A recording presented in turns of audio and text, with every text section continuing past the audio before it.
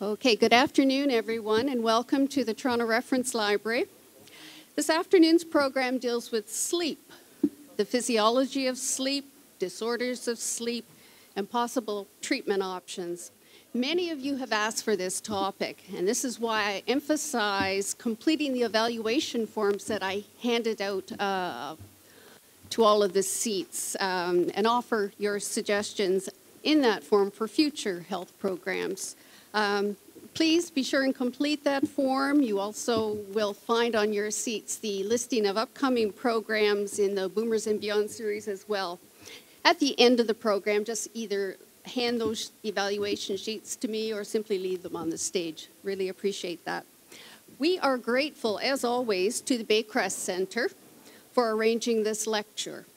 Our expert speaker, Dr. Mortimer Mamelak, is a medical doctor, a psychiatrist with a 40-year history of sleep research. He is on the faculty at the University of Toronto in the Department of Psychiatry. Before we begin, as with most of the Baycrest lectures, this lecture is being videotaped. I'm requesting, please do not walk in front of the stage, as that will obviously affect the tape. I will also ask that you hold your questions until the end of the lecture, and that's so that when the questions are asked, everyone will be able to hear what those questions are. Okay, and I guess we're all set. So again, thank you for coming this afternoon. Let's get started. Please welcome Dr. Mortimer Mamelak. Well, first of all, I would like to thank the Toronto Public Library for inviting me here. I am honored to be here, and we're going to talk about sleep in all its diversity, but I'm warning you now in advance, I will not interpret any of your dreams.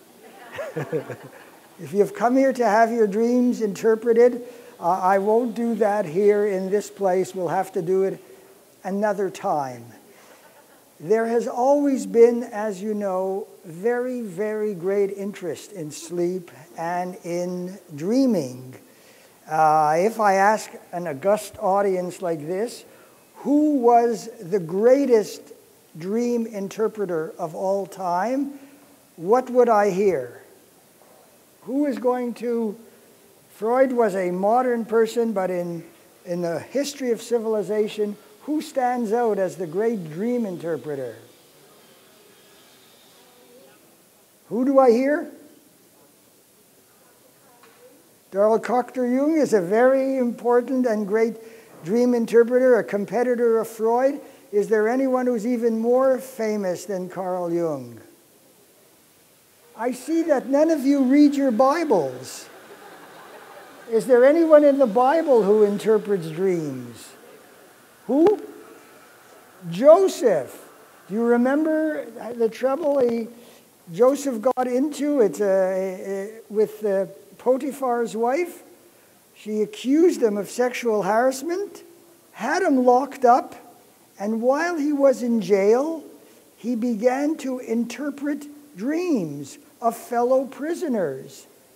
He was so good at it that the Pharaoh himself asked him to interpret 2 dreams. Does anybody here remember the Pharaoh's 2 dreams?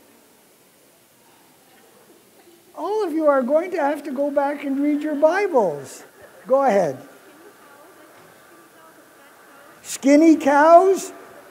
Who came out of the Nile River first, the skinny cows or the fat cows? No, the fat cows, the fat, healthy cows came out, and then they were eaten by those skinny cows. Do you remember that? And the interpretation was that Egypt was going to have 7 years of plenty and 7 years of starvation.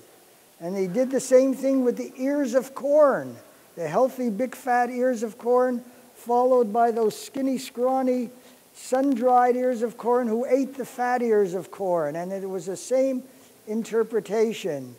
But I see that I'm not here with a Bible crowd. I'm disappointed. Because in the Bible, there is an even greater dream interpreter. Nobody has matched that man unequaled. Who am I thinking of? Who said Daniel? Give this lady a silver dollar. Amazing. Why is Daniel the greatest of all dream interpreters? Do you remember why? I will tell you.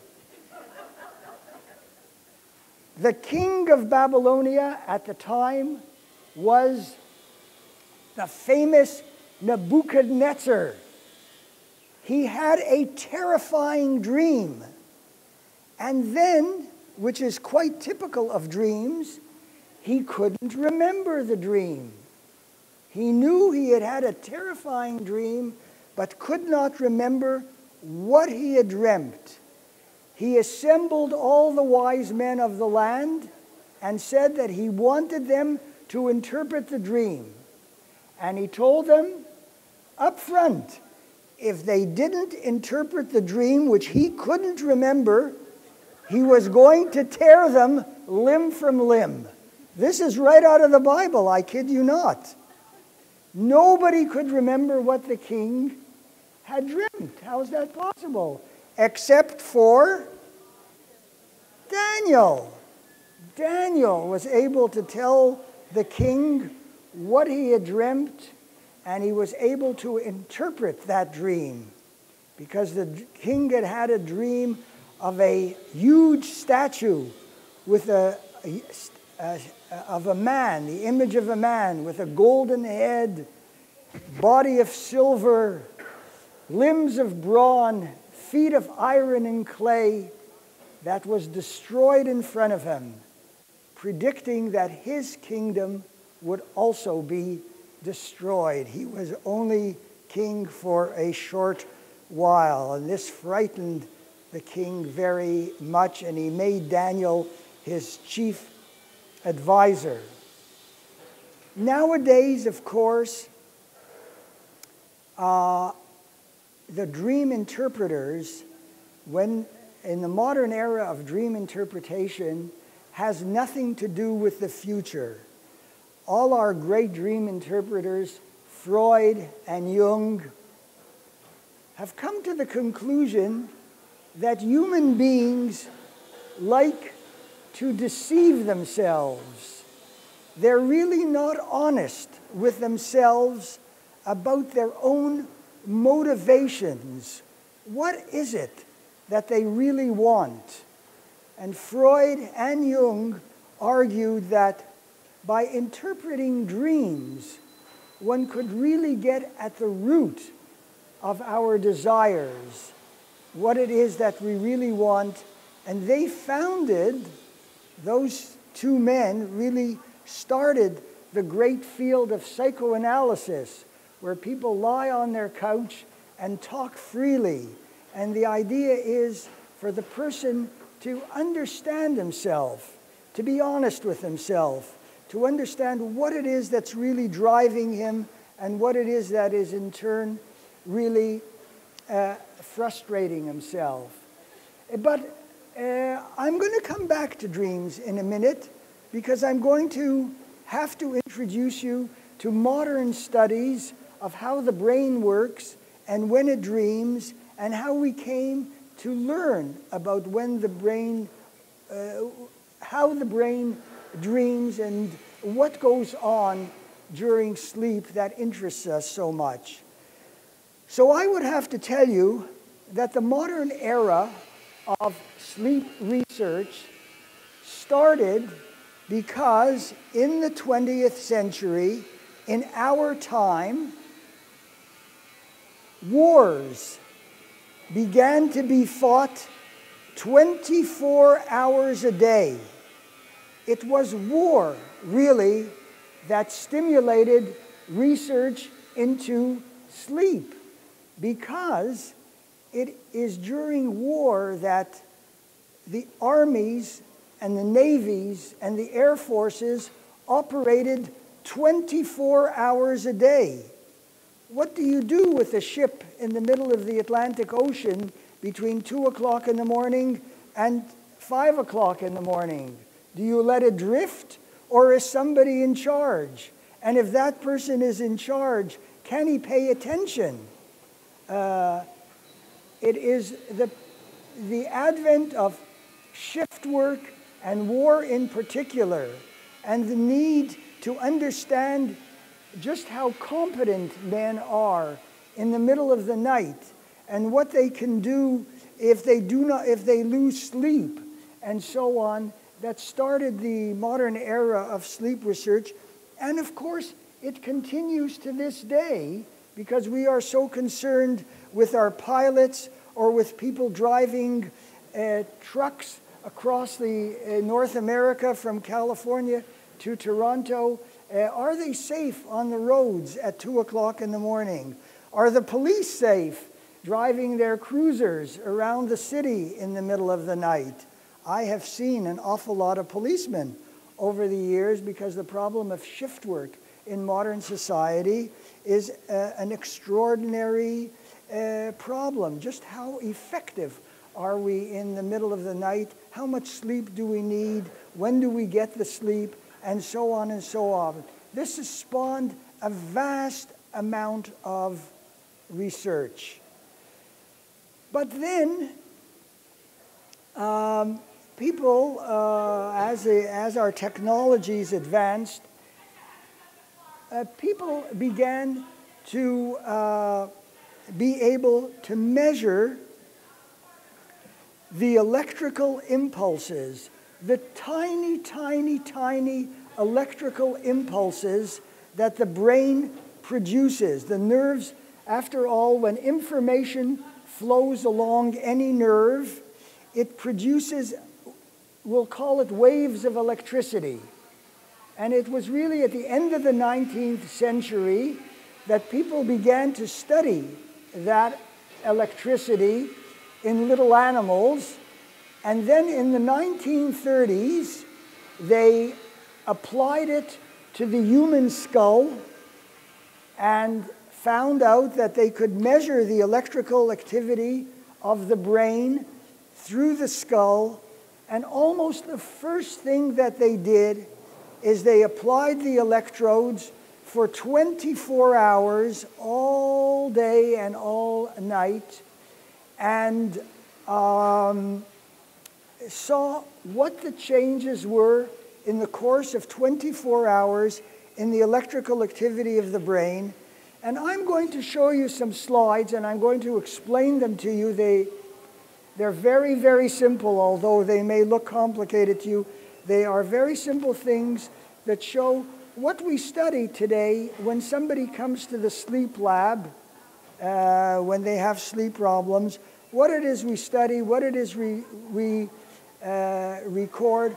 All of this has developed really in the last 50 years. The sleep field has exploded, and it is, and I will explain why it has become a source of interest to everyone. I'm just going, this slide, all my slides look utterly complicated.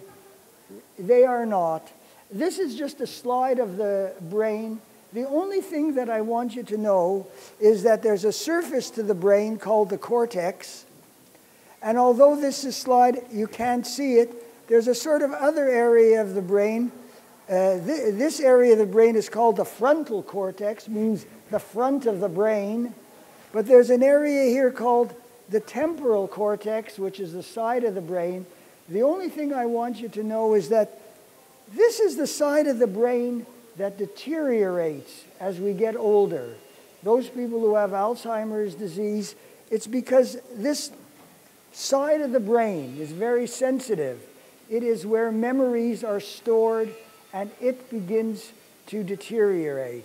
I want you to know those two areas of the brain, because we're going to talk about it in a minute, and we're going to tell you that the brain is as busy, every bit as busy. The brain does not sleep. We may feel we're sleeping because when we fall asleep, the brain turns off information from the outside world and begins to pay attention to all the information it has collected during the day. And there's a little conversation going on in the brain all night. Very, very busy that little brain of ours is, between this side of the brain and the front of the brain. And what the brain is doing is it's making sure that the information that we gathered during the day is recorded permanently. It is consolidated. And it chooses what it's going to remember and what it's not going to remember. That is the primary, that today we believe is perhaps the great function of sleep, that it records and consolidates information that we gather during the day, and it does it at night, so to speak, offline, so that it's not interrupted by new information. During the day, there's so much information pouring into the brain, it waits until we're asleep, and then it organizes it. That is a vital and primary function of sleep, and it has become a major focus of research to understand how that memory is recorded, because as we age, that mechanism is affected and we begin to lose the ability to learn new information. We begin to forget.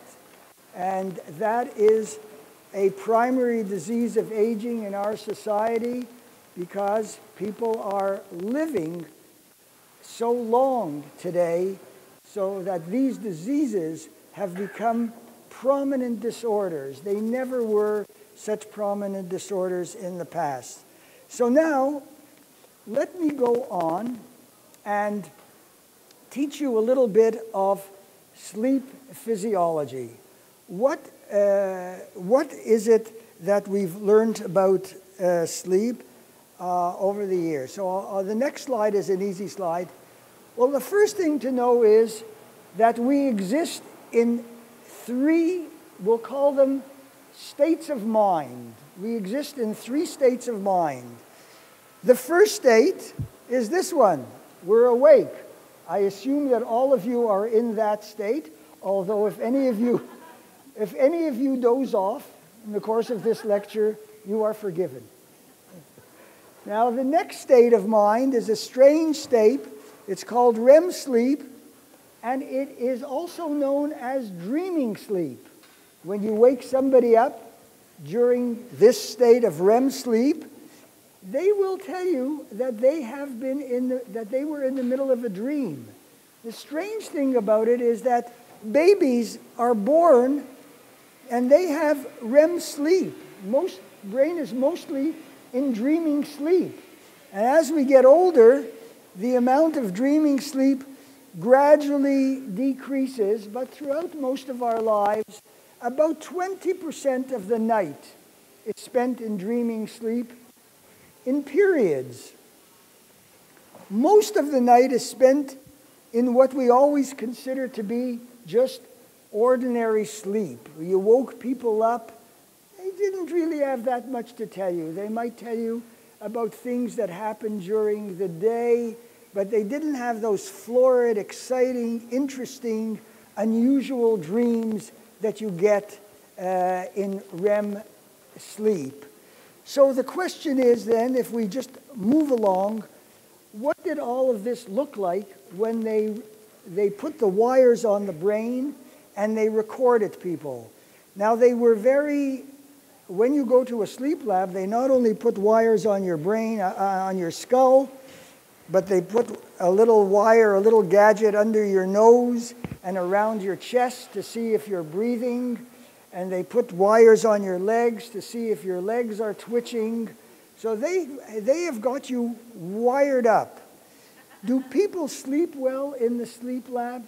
The strange thing is that all wired up, many people who say that they cannot sleep, sleep perfectly well sleep better with all the wires on than they do at home.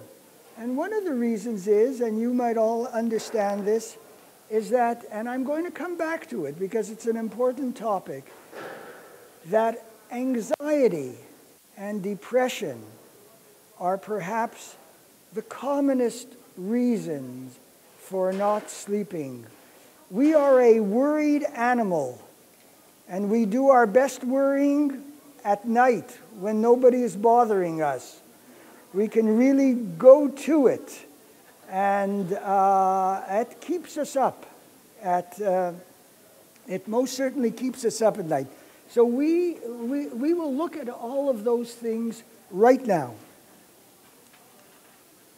Oh, sorry. Here it is. Now I'm going to go over everything for you to see, so you'll see what I'm talking about. These are the wires connected to your brain, and they show the brain waves. Okay? You're with me? These are the brain waves. These two lines are actually recording the movements of the eyes. Watch them very carefully because they are very interesting to see. This is muscle tone under the chin. These are the muscles of your jaw and chin, and they are always active when we are awake. This is your heart. This person's heart is beating regularly, nothing to worry about at night. And here is his breathing, and he's breathing very, very nicely. And he's wide awake, and these little rhythms, those peaks, if you count them, they're going at about 10 peaks a second. Okay? Wide awake. You're with me? You passed the first test if you're with me. And now what happens to our bodies and our brains when we fall asleep? Next slide, please. Here we go. The first thing that we see, look at this. Your eyes begin to roll as you get tired and fall asleep. Your eyes begin to roll back and forth. Back and forth. That's the first sign of sleepiness, and they no longer work together.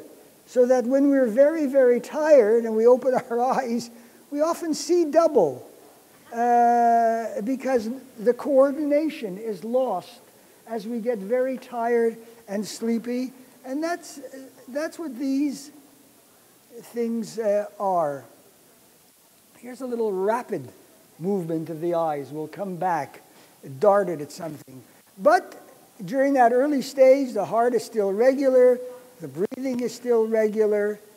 But you'll notice here that the waves, the brain waves, are beginning to break up. Instead of having this very, very regular 8 to 10 cycles a second, 8 to 10 peaks every second, you're getting some slow activity in the brain. It's slowing down. It's not moving as fast. And you can see that even clearer the next time you're getting these peaks. The eyes are still rolling. They'll become stationary, but you're beginning to get these peaks. Those peaks are very, very interesting because they are the beginnings of real sleep, and they are telling you that the brain now has locked out the outside world. It's no longer interested in what's going on in the outside world, and it's beginning to record the day's events. It's beginning to deal with what happened all day. What shall I remember about this day? What shall I forget about this day? The brain is making important decisions about what to learn. A very important thing to know, because those people who are studying for exams, this thing has been done countless times. If you want to study, if you're preparing for an exam, make sure that you study during the day and get a good night's sleep. You will remember far more in the morning than if you do not sleep and cram all night, because you have prevented the brain from registering what it learned during the day. And these peaks that you see are the beginning of that dialogue between what I showed you was the side of the brain and the front of the brain where the memories are going to be stored. What happens as we continue? Those brain waves become higher and higher in the various stages of sleep, and they are an indication that the brain now is working very, very hard to sort out all the kinds of things that happen during the day and to decide what to put into the memory banks. As we get older, unfortunately, the brain loses the capacity to make those big, high waves. Here's the next stage. Look what happened here. Look what happened here all of a sudden. This occurs about an hour and a half after you have gone to bed. The brain switches states. Notice what happens. The brain waves up here are very irregular, but they're very similar to being awake. Here we are in the middle of sleep, and the brain waves are like drowsy, like we're nearly awake, but the eyes are darting about. You see these rapid movements of the eyes. The muscle tone disappears, and the heart here is still regular in this particular person, but his breathing has become very irregular. Lo and behold, now I'll tell you, these original sleep researchers, I didn't know them and I certainly wouldn't approve of it, but they went so far as to put a ring around the male penis and discovered that during the state when the brain is in the middle of sleep, the brain is awake, the eyes are moving rapidly, there's a loss of muscle tone, the heart rate may be irregular, breathing is irregular, and at that point, the penis erects. It's a natural thing, and all human beings every night go through 5 cycles of, we'll call it ordinary non-REM sleep and REM sleep. And these periods of REM sleep get longer as the night goes on. So most of us wake up from REM sleep. And the great discovery, of course, was that during REM sleep, if you woke the person, they would report that they were dreaming. And we love our dreams because they are so unusual, often so unusual, and we want to know why it is that we came to have these strange dreams. And so a giant industry developed with people waking up people in the middle of the night and recording dreams and studying dreams. Unfortunately, well, I'll say something first. Finally, one of the great interests in the discovery that you could wake somebody up and they would tell you their dreams is that people finally said, well, here is a way of trying to understand how the brain makes a mind. Because that is one of the great, great, great mysteries of life. We have a brain, but we also have a mind and feelings and thoughts. How does an inanimate object like the brain, it's just chemicals and nerves, how does it make a mind? How does it allow us to understand the world in stories and so on? And it was hoped that studying dreaming, now that we had an access to it, and having all of these gadgets in neurophysiology, that we would finally understand how the nervous system is able to create our minds. Unfortunately, It never happened. And how the brain makes our minds, how it gives us a mental life, is as mysterious today as it ever was. As a matter of fact, the great disappointment about the study of dreams is that when we woke people up in the middle of the night, yes, they would all report that they were dreaming, and we discovered that for most people, their dreams during the night were every bit as dull as their thoughts during the day. That was the great disappointment of sleep research. But nevertheless, there was something extremely interesting that came out of it that I will have you think about. The very, very interesting thing about dreaming, really, and about dreaming sleep and about this sleep state is that our dreams are organized in stories. Why should the brain organize, after all, the dreams are visual, but they are stories? Here it is. Here, you've all had this experience. There you are sleeping, and you hear a bell ringing, a church bell. You're walking through a field, and in the distance you hear a church bell, and the church bell is getting louder and louder and louder, and then you wake up and it's the alarm clock. The brain has taken an external signal and switched it around so that the story that it is building makes sense. We will distort the world in order for the story to make sense. And of course we do that, our waking brains do that as well. All of us organize the outside world in stories. All of us organize those stories in slightly different ways. And that's why we have so much trouble understanding each other. We have to get together and agree upon the story, even though the story may not be right, may not be realistic. But our brains force us to organize experience into stories. We see this powerfully in our REM dreams. It is an extraordinary mechanism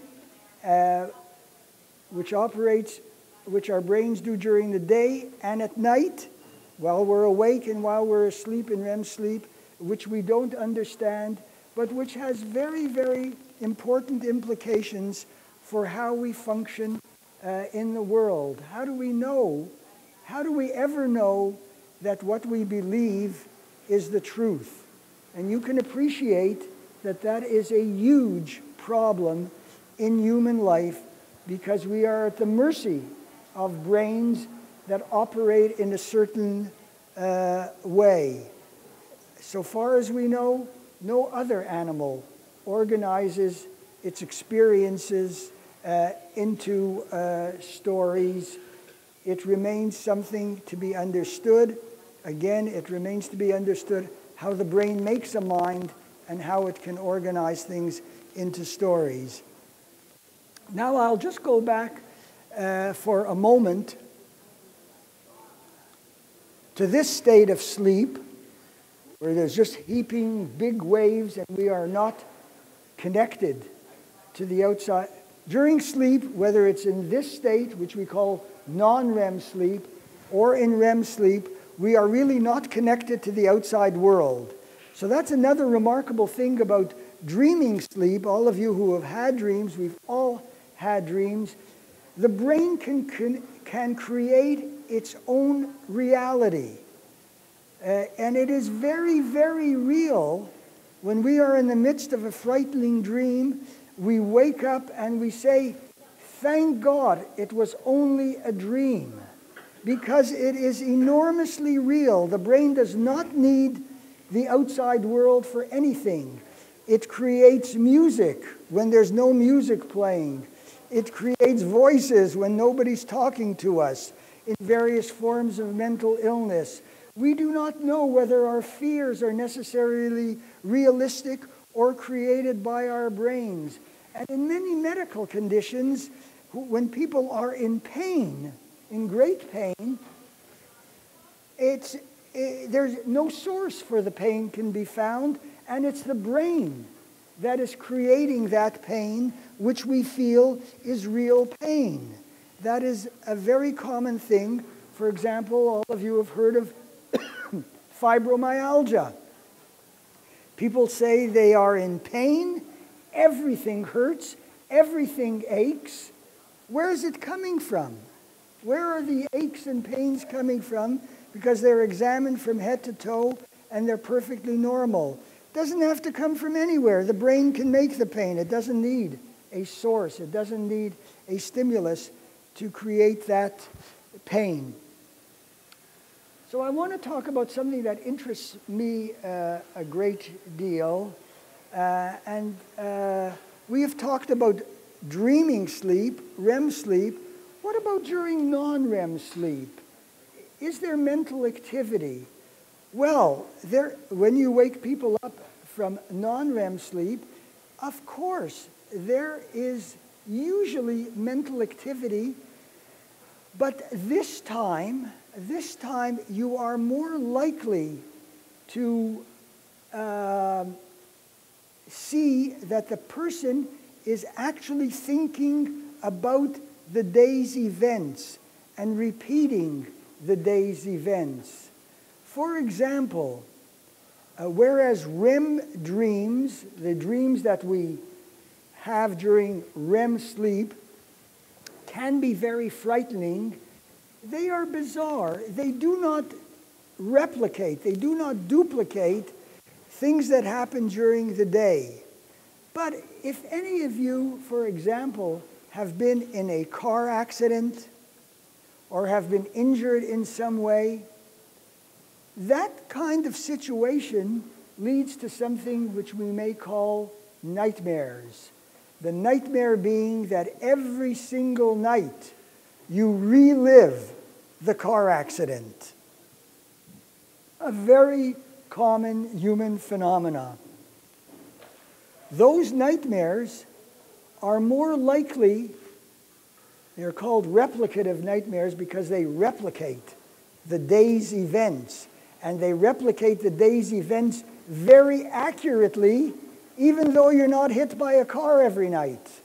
And yet every night you go through the experience of being hit by a car.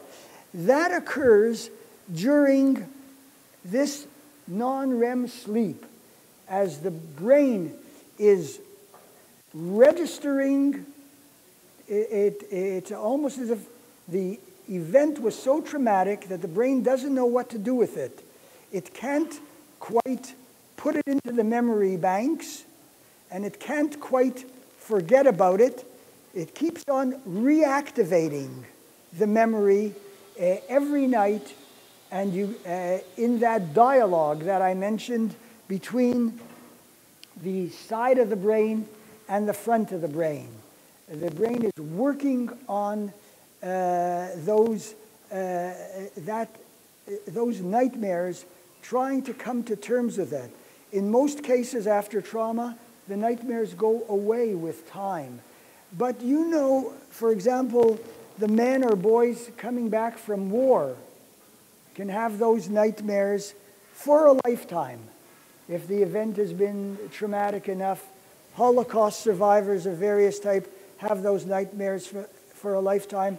In my own practice in Toronto, in the great city of Toronto, which has people from all over the world, I have both Vietnamese patients and Arab patients from the Middle East coming to me with sleep problems. And such a common problem for, say, Vietnamese people. It's 30 years or more since they've left Vietnam and left the war.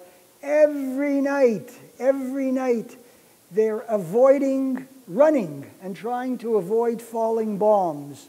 And more recently, the immigration of Arab people from the Middle East, from the Iraq, come to me with the same stories. They've left Iraq years ago, but they haven't left it in their sleep. In their sleep, the bombs are still falling, and they are still running from those bombs. If you damage the side of the brain, you'll get rid of it. Of course, you're not going to damage the side of the brain, and the medical community has gradually found other ways to deal with the problem of nightmares that tend to occur during this sleep state. Now, what time is it? How long have I talked here? Because I'm losing where I am. It's 1:43. Now, I'm here until 2:30, but I want to go on and talk about sleep disorders and treatment of sleep disorders, but I know it's not exactly how it's done here, but I would like to pause just for one or two questions, because we're going to really move along.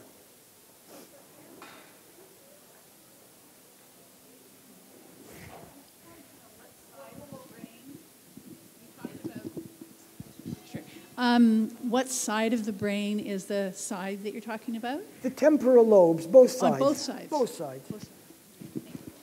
Both sides deteriorate in Alzheimer's disease.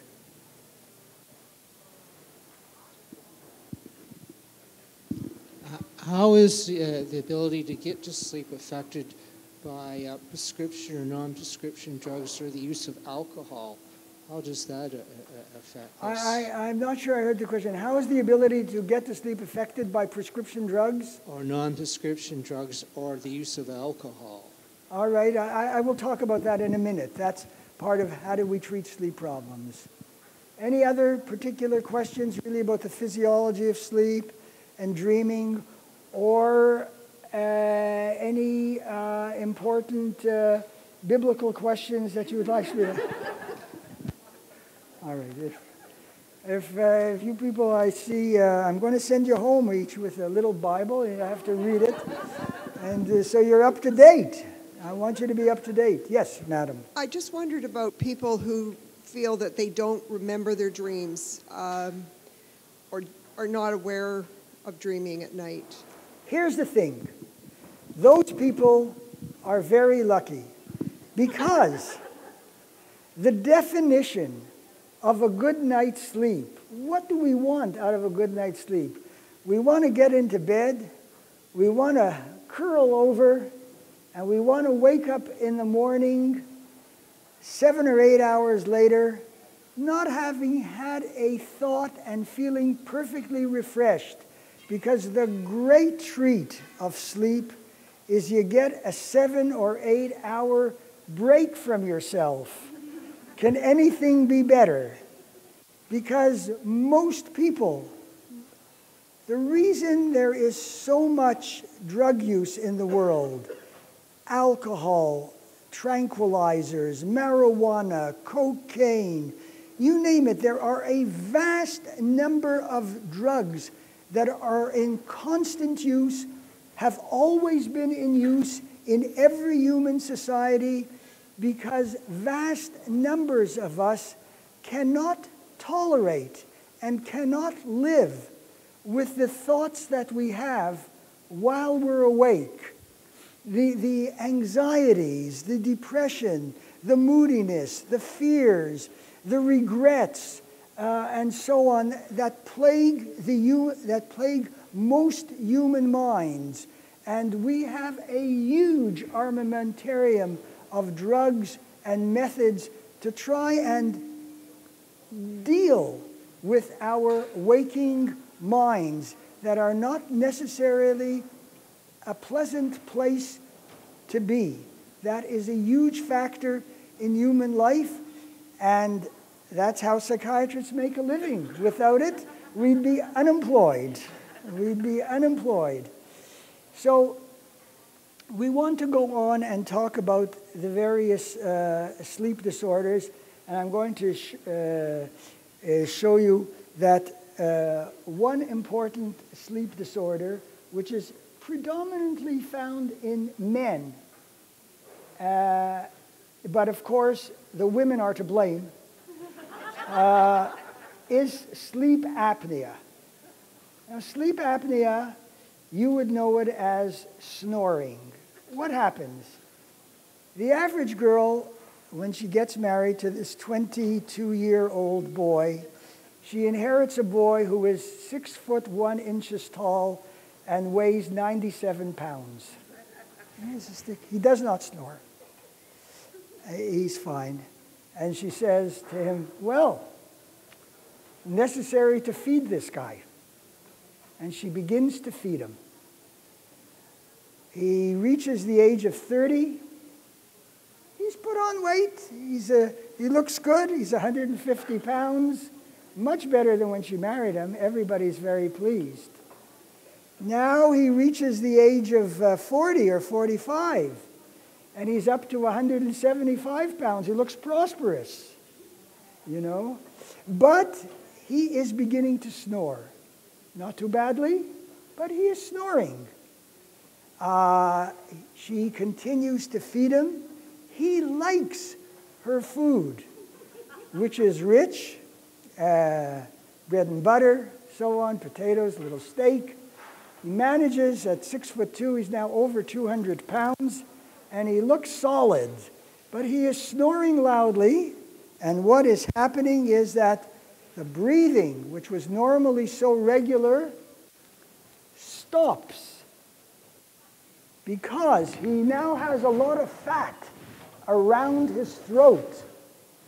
And when he breathes in to take a breath, he creates a vacuum. The air can't get in fast enough.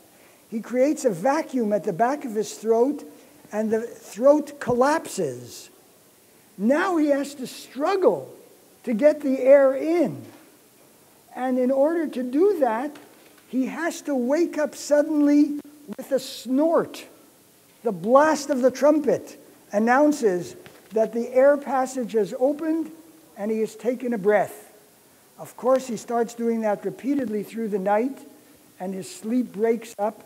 He gets drowsy during the day, and then when he's driving home at 5 o'clock along Yonge Street in the stop-and-go traffic, it's dark out, he's drowsy, and he rear ends, he sort of is inattentive for a moment. He rear ends the car ahead of him, and he keeps all the sleep labs in the city busy. And what is the treatment for it? The best treatments that we have now are to lose weight. To lose weight. That is not a simple thing to do. Sleep apnea is rare in women. They are built better. Women are built better. And even if they carry a lot of weight, their nervous system is able to keep the airway open. The nerves to the throat are able to work and compensate for it. So women are much less likely to have sleep apnea than are men.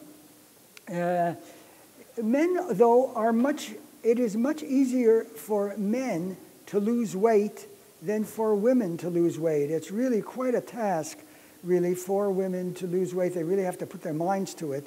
Men can lose weight fairly easily, but most don't. And they then have to wear a mask when they sleep, which blows air down their nose and keeps the airway open. And that is sleep apnea. That is the commonest sleep disorder. It is very, very common in our society.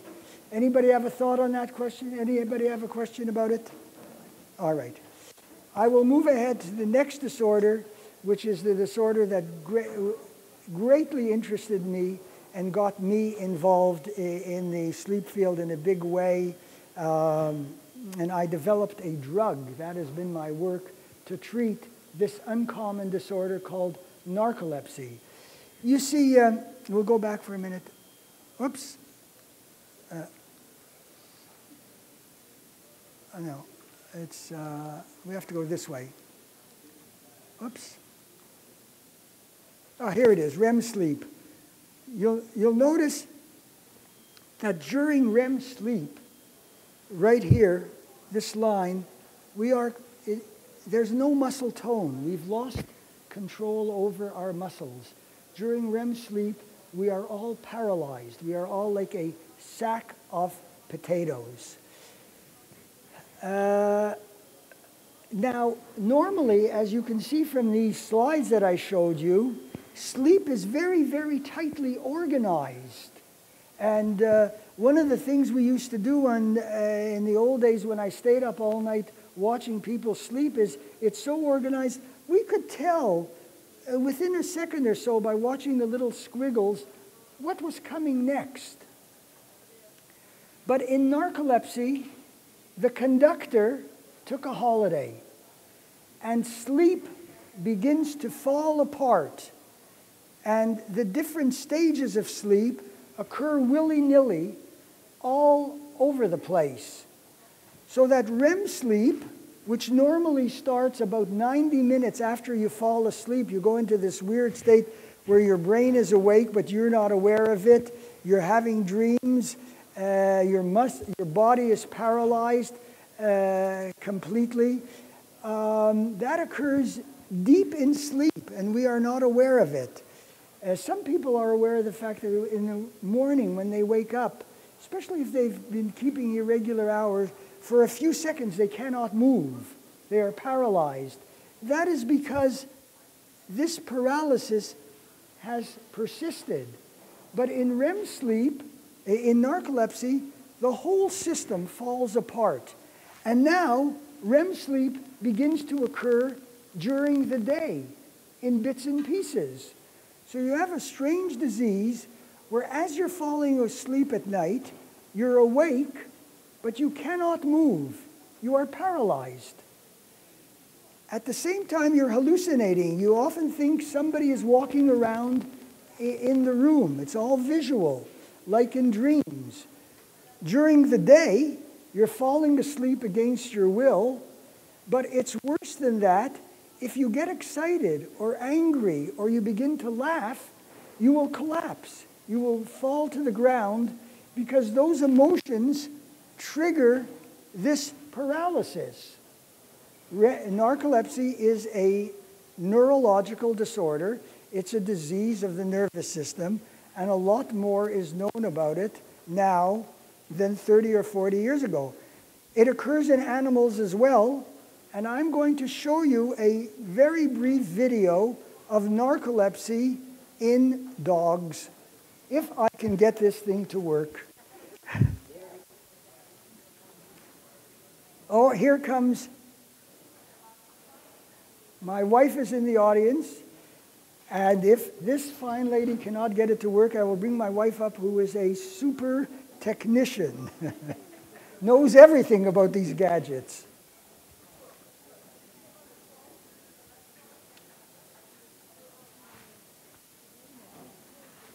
Can you open it? Here's the dog running up, collapses. He's got cataplexy. He's gone into REM sleep. He'll get up. There he goes again, this nice little terrier. He falls down. He's walking along. Oops. So that is, it only lasts for a few seconds, but that is the life of these poor dogs. And it's found in many different animals, including human beings. It's narcolepsy. It's been a focus of my work over many years. And I developed a drug which takes away that cataplexy. And now that drug is really available all over the world, and it took an awful long time and an awful lot of work and worry to develop that drug. So sleep apnea and narcolepsy are major disorders of sleep. Going back to this, you see normally these are, we're monitoring leg movements. I don't have a slide of it, but some of you suffer from restless legs. You lie down to sleep and you have to move your legs, and you can't fall asleep. And what we see if we do these studies at night in the sleep lab is that we'll see twitching, endless twitching of the legs, and there are now various treatments for it which can control it. So finally, I'd like to talk about the problem of insomnia. Insomnia, not being able to sleep at night, is ubiquitous in the society. I will tell you this. In elderly people, I would think that a very common, maybe the commonest cause of insomnia in normal, healthy, elderly people is not having anything to do during the day. And that means that they go to bed too early, stay in bed too long. So a normal person requires 7 to 8 hours of sleep at night. And we are an unusual animal in that we collect our 7 or 8 hours at once. We're different than my cat. And my cat sleeps, I would figure, about 20 hours a day. We cannot do that. She's very lucky. She lives a very good life. Whenever she has nothing to do, she goes to sleep. But human beings can only sleep and she can sleep at any time. That's an important point. She can sleep at night, she can sleep during the day, it doesn't matter to her. And so she can break up her sleep. Human beings cannot do that very easily. Good sleep is 7 to 8 hours at one time. But a lot of people who are out of the workforce have no reason to get up in the morning. So that results in two problems. One is, if you sleep in, our body clock is slightly longer than the sun's clock of traveling around the planet. So what happens is that if you sleep in till 9 o'clock in the morning, the next night you're going to have trouble falling asleep before 1 o'clock in the morning. So if you go to sleep at 1 o'clock in the morning and you sleep in a little bit till 10 o'clock, the next night you won't fall asleep till 2 o'clock in the morning. Do you understand? You'll keep on advancing your sleep state. Many, many young people, that is a big problem in younger people who don't have to get up for school in the morning. You have teenagers, they'll sleep till 2 o'clock in the afternoon, and they'll tell you they can't fall asleep until 4 o'clock in the morning. They have just displaced their sleep. They're sleeping in the wrong time zone. And what I do with them in my office is, if they have this problem, then I'm forced to send them to live in Hawaii, because when it's 4 o'clock in the morning in Toronto, it's 11 o'clock at night in Hawaii, and I say, you'll move to Hawaii, you'll be perfect. This treatment works very, very effectively, because they're just in the wrong time zone. Everybody can shift their time zone if they put their mind to it. We always do that if, say, we're traveling to Europe or we're traveling to Asia for some reason. We have to shift our time zones. Great. This will just be 2 minutes, if.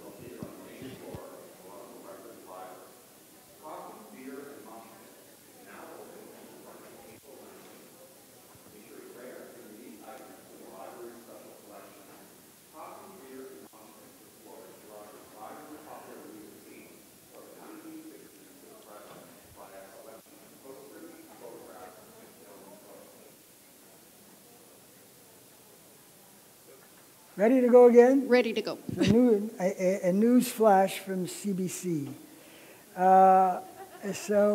Here goes. So with young people, really, they are just living in the wrong time zone. They don't have a sleep problem. They are very sound sleepers. It's just that everything that's interesting in their lives occurs between 10 at night and 4 in the morning.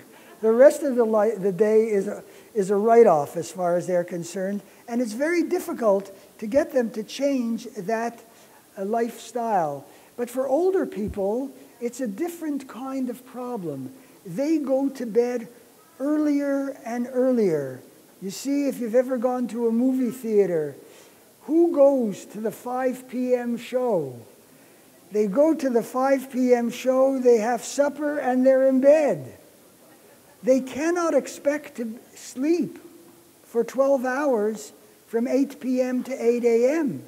So then they're up. They'll sleep from 8 p.m. to midnight. They'll be up for 4 hours from midnight to 4 a.m., and they'll complain that they're bad sleepers.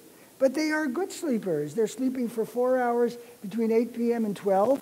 They may be sleeping for another 3 or 4 hours between 5 in the morning and 8. They're getting enough sleep. They're just not getting it the way they want, and they have 4 hours in the middle of the night to kill, and that is bad because unfortunately, on this planet, if you have lived for 60 or 70 or 80 years, maybe even 30 years, something bad, something regretful, something unfortunate, something unhappy was likely to happen. And a curse for the human species, doesn't occur in any other animal, is the extraordinary phenomenon of depression. That depression and feelings of depression lurk in most of us a good deal of the time. That feeling of sadness, the feeling that it is difficult for us to generate an interest in the outside world. And coupled with the real curse of depression, which I call judgment, that somehow or other we end off judging ourselves, and often judging ourselves badly. It is those feelings of fear and depression that are a major problem in human life and that keep us awake at night. What are the recommendations for sleep is always be in bed for 7 to 8 hours at night, not during the day, for the same hours each night. Keep very regular sleep habits. That is the likeliest way to sleep well at night without drugs, without aids. There really aren't any really good sleeping pills. The sleeping pills that we have available to us, the benzodiazepines, you would know them as lorazepam, Ativan, and so on. They're all meant to be used short term. They may improve sleep, but not as much as you think. When these sleeping pills are studied in sleep labs, I did that for many, many years, you find that if you give the sleeping pill every single night, the first night, it'll improve the sleep, it'll lengthen the sleep for 20 minutes or so. By the time a month has gone by, it improves the sleep by a minute or two. There are different types of pills that may ask longer or not longer.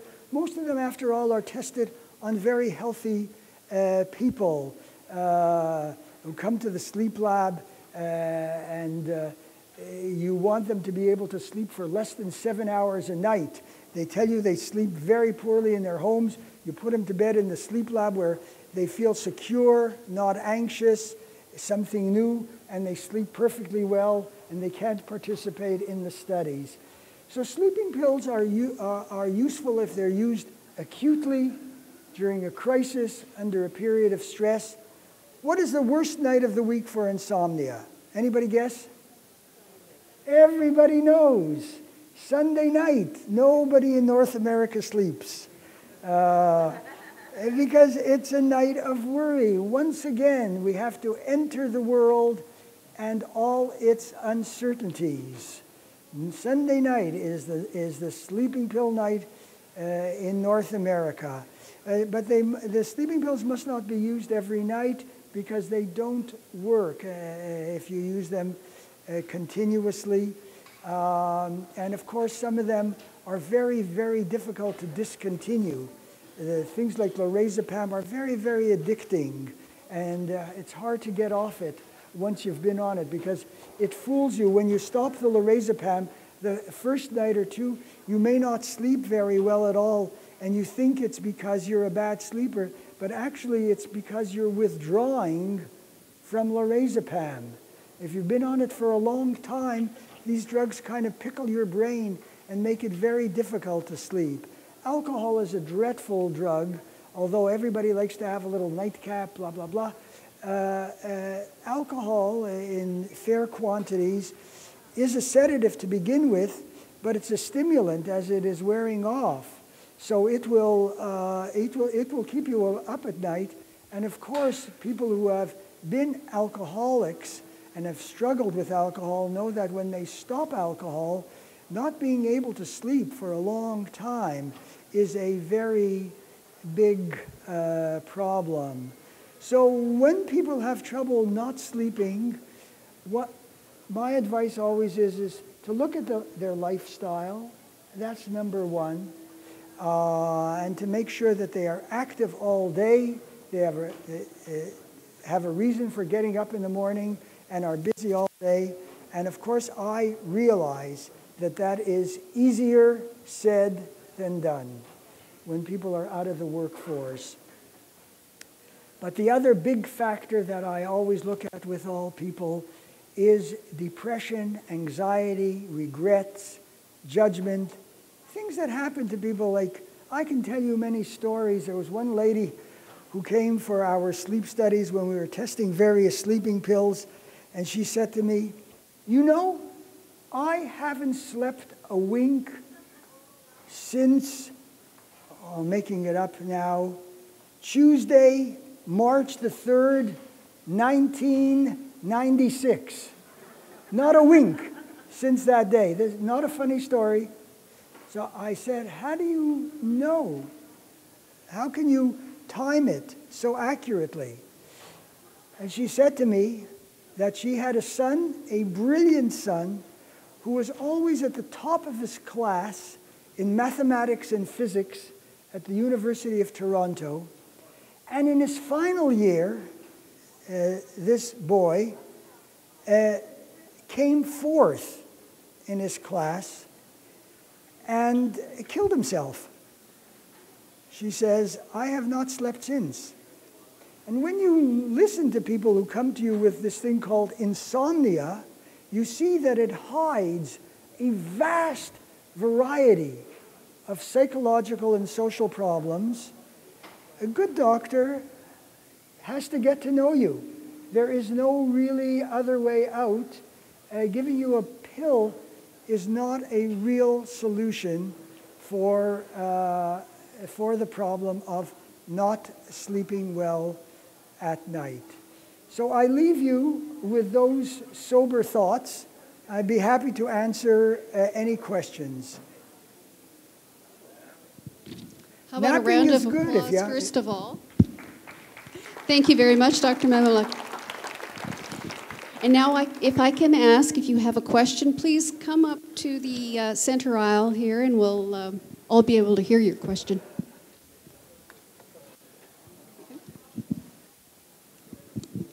Hi, thank you for your talk. Can you speak a little bit about interrupted sleep?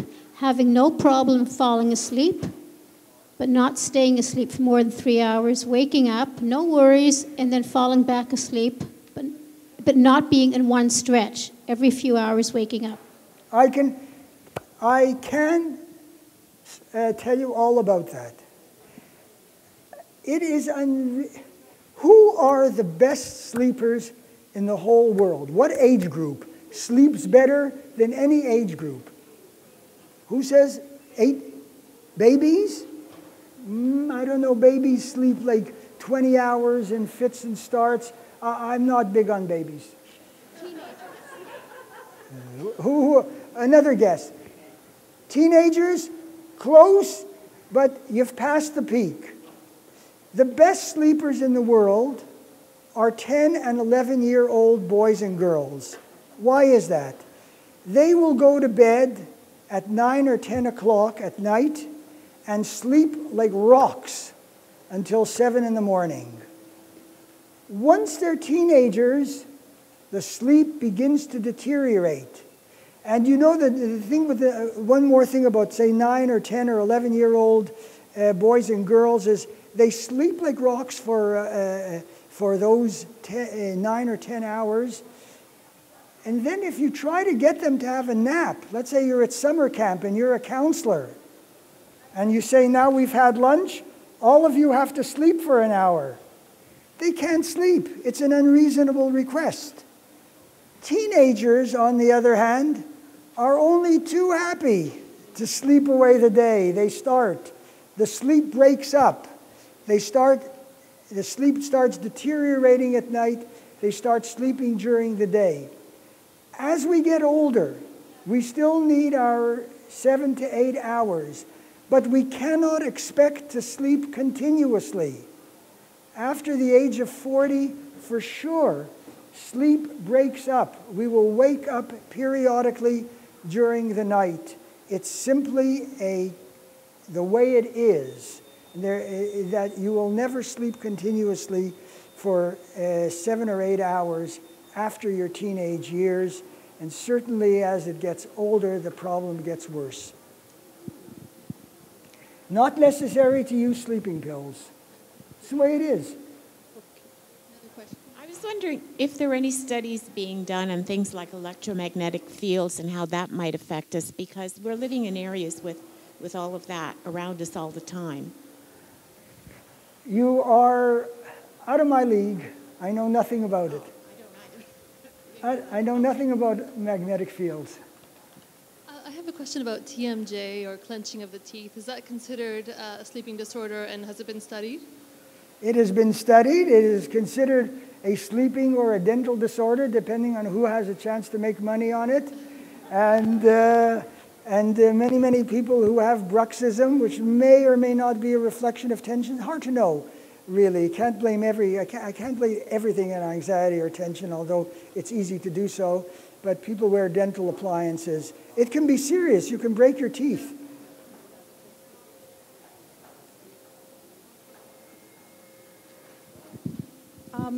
With interrupted sleep, if you are suffering from anxiety, is it better to get up and read a book, do something different? No? Just stay in bed? Oh.